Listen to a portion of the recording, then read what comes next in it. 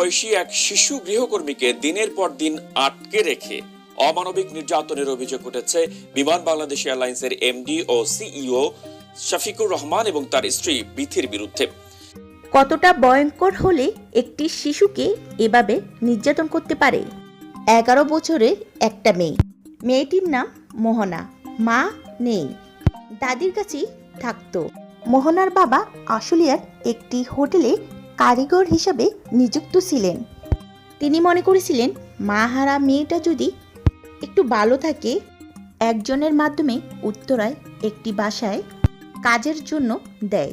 কাজটা হলো ম্যাডামের ছোট্ট একটা বাচ্চা আছে, তার সাথে খেলাধুলা করবে আর দেখাশোনা করবে। কিন্তু মেয়েটার জীবনে নেমে আসলো কালো মেঘ। বাসার ম্যাডাম তাকে নিয়মিত অমানবিক নির্যাতন করতে থাকে। কখনো কখনো গরম চেক দেয়। গলায় পিঠে রয়েছে অসংখ্য আঘাতের চিহ্ন। আহা, কি নিদারুণ অবস্থা!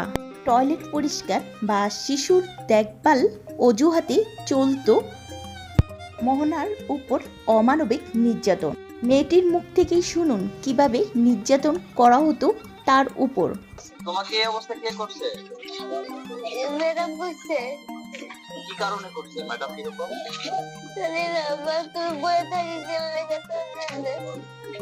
তুমি কি করতো ওখানে? বাবু দেখতাম। হ্যাঁ,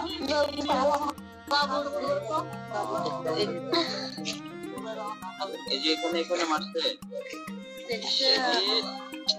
সিলাই করে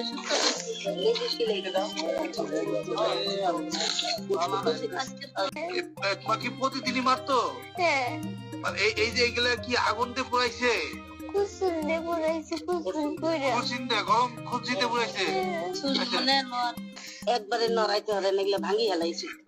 লোকগুলো ব্যথা না পায়